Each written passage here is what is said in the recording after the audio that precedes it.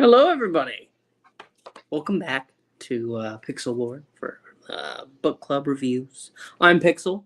This is Landry, and Hello. we're here today reviewing the next four chapters, and a Game of Thrones. We are going each week and doing some chapters. Depends on the book. And this week, it's Game of Thrones. We're back. You know, the audience has been waiting. The audience of 0. I can see the big number right there.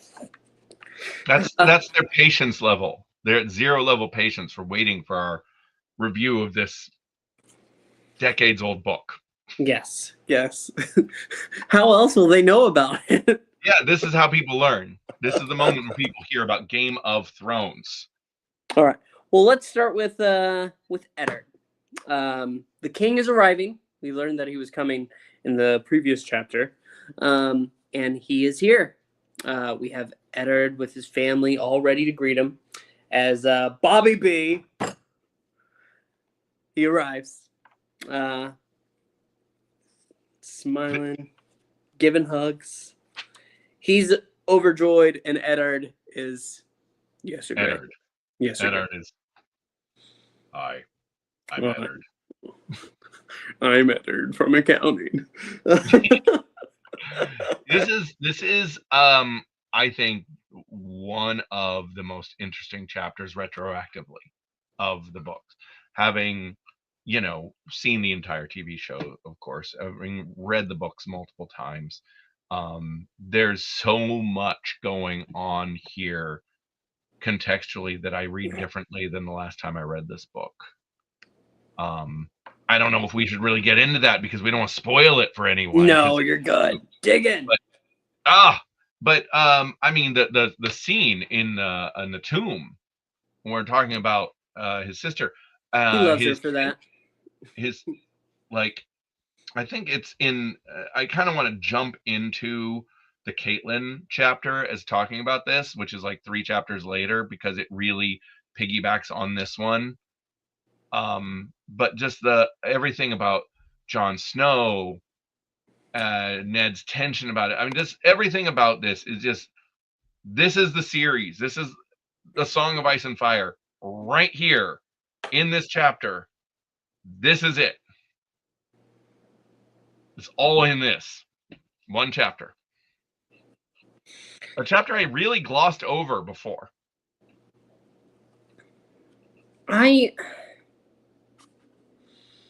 I will say, because I do, like I said, the reason why we're talking about this book is because I liked reading it. I think there's something in the way that Eddard is written as a POV character that it's almost awkward to be in his mind. Because, like, you get the little bits of him not, like, he's thinking in ways that it's obviously serious and everything weighs on him heavily. But that line, gods, he loved him for that. Whenever they do go to the tomb, it just sits in my mind in a strange way that the other chapters don't.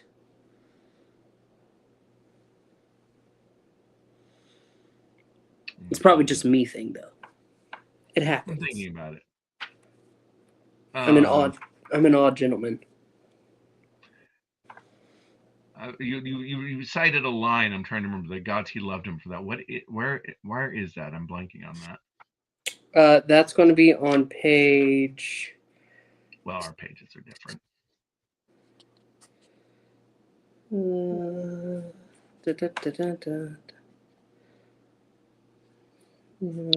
Slay the word. Take me to her, Ned. Take me down to your cup, Ned. Ned loved him for that. That's what it is. I said it wrong. That's my bad. Well, it's the same thing. I just couldn't remember it. I've been a man of huge appetites, a man who knew how to take his pleasures. That was not chained at the door of Eddard Stark. Mine is on page 40. It's right after when the children were brought forward, introduced, and approved of by both sides. No sooner had the formalities of greeting been completed than the king had said to his host, "Take me down to your crypt, Ned. Eddard. I would pay my respects." Ned loved him for that, for remembering her still after all these years. Oh yeah, here it is. But it's interesting because, though that said, everything I said, you'd think that he really would be reticent to even have this be a topic with Robert, because he knows the truth of how everything. Well, he knows a lot more than Robert. He is a man uncomfortable with lying and deceit and all that. But there's the one area he's had to compromise his morality, for the sake of John. And I would think he'd want Ned just as far away from any of this as possible, for the fear of something coming out. But it really is just a really great introduction to these two. I do see there Ned is because Ned is such a guarded character. Even when he's a POV character, there's so many walls there. Like, we really don't get into his head the way we do the other characters. In the other 3 chapters we have, who's next? Who's our next POV? John. A good transition. Yes, because John is... Okay, well, I'm a little biased because I like the chapter for John's part of it as well, and having a conversation about, and there's Sir Jaime Lannister, everything he's seen, but he gets to go ahead and get drunk at the table. But Tyrion's in this chapter. That's Tyrion my favorite. Is great in this chapter. My favorite fucking character in this whole damn series. In fairness, John's a little bit of a brat in this chapter. A little bit. He's 14. It's so easy to forget, especially having, I read all this before the show, but then having seen the show, going back to it is such a, I've started to age the characters up in my head. It's like, no. Sansa's 11, John is 14, Robb is 14. These are children. Yeah. So, but it's also Tyrion is great in this. But it's also all understandable. Literally every part of it, how he's feeling, and how I want to join the Night's Watch, please. I have nothing here. And wait until you're older. And then everyone had those moments as a kid. You did something embarrassing, you feel yourself start to cry, so you just rush out because you don't want everybody to see you cry. But right. He goes out there, and who's out there but the half man, Tyrion. And I forgot Tyrion does a little trapeze here. He deletes. I know. Because you don't imagine him doing that. That's a lot of effort. But no, his whole conversation. Oh, can I pet you? Can I pet him? And him kind of making go settle down so that way Tyrion can go ahead and pet her behind the ears. And his whole thing. Oh man, I want to say the line right. I'm looking for it. Well, this is so much where we learn to love Tyrion in this moment, because he is he cuts through it. He is a human being in such a by acknowledging his own by basically acknowledging his own condition in such a blatant way, and aligning himself compassionately and empathetically with this kid he doesn't even know. It is such a human moment. What do you know about being a bastard? All dwarfs are bastards in their father's eyes. You are your mother's true-born son of Lannister. Am I? The dwarf said, sardonic. Do tell my lord father. My mother died birthing me, and he's never been sure. And that takes us to the internet having theories. Secret Targaryen. Another secret Targaryen. No. Now we go to Catelyn. Oh, I hate Catelyn so much. I do too. Yes. It's so funny how the TV show inverts this. How she's the sensible wife who doesn't want her husband to go. Like, no, you must stay. This is all madness. Just stay. And he's like, no, I'm honorable. I must go to this. And in this one, Yeah. it's It's the he opposite. doesn't want to go. He doesn't want this. No. But she's the one that's saying, not only is this an honor, but once they go ahead and they have the this I love George. Love George. Love his writing. But there's something that feels so clunky about the clues and their secret language when they were little girls. Oh yeah, it's really contrived. It feels secret. Yeah. We know. It's like, which I understand. They gotta they gotta let them know something's wrong somehow, but it just feels odd. But here we do learn about Ashara Jang. That's neat.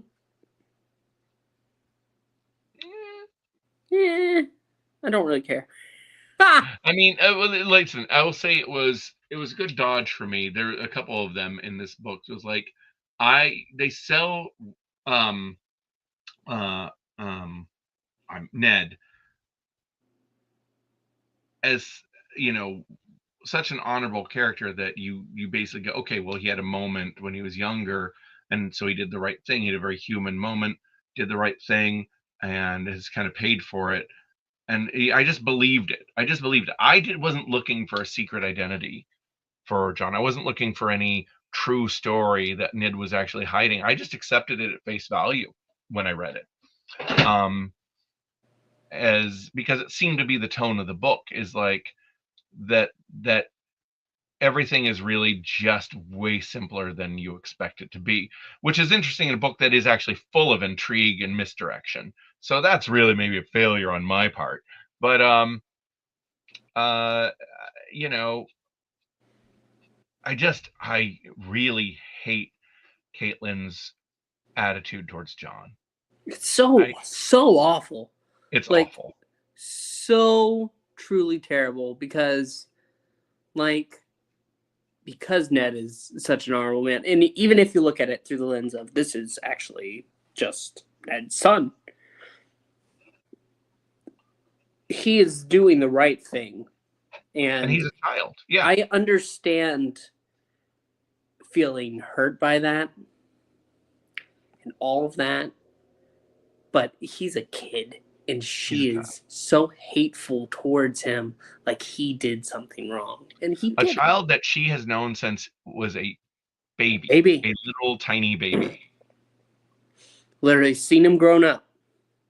Now I will say the flip side of that is it makes me, now we're getting into stuff from the future here, but it makes me appreciate Robb and Arya so much that to them this is their brother. Like they have nothing. Like, in fact, when Catelyn challenges Robb on this much later, Robb basically is like, fuck off. No, that's my brother. Absolutely, you get the hell away from me. That is my brother. And actually, speaking of Arya, that's where we go next. Right. Good transition. Yeah, no. She has a scene where she's with Marcella, who appears to be really, really stupid. At least to Arya's perspective, yes. At least to Arya's perspective, yes. So let's be fair. From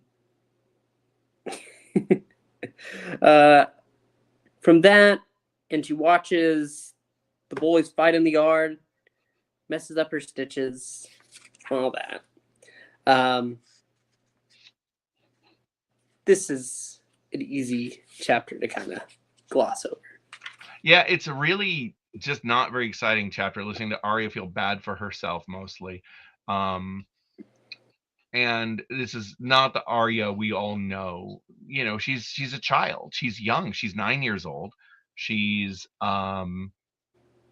jealous of her sister, which we forget about like later on, that she actually was jealous that everything seemed so easy and her sister was so beautiful and she didn't have to try, and there was nothing left for Arya when she was born 2 years later. Um, she hasn't become the Arya we know. Yeah. But there's also, I think that this does serve to go ahead and give us a little more of Robb and Joffrey, and Oh yeah, to go ahead and set them up as characters, agreed. because with how they are in the yard, and you have poor whatever his name Castle down there just trying to keep Yeah, the boys. Well, no, we use our wooden swords.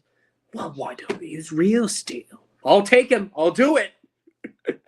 I like how he's like, no, not gonna happen.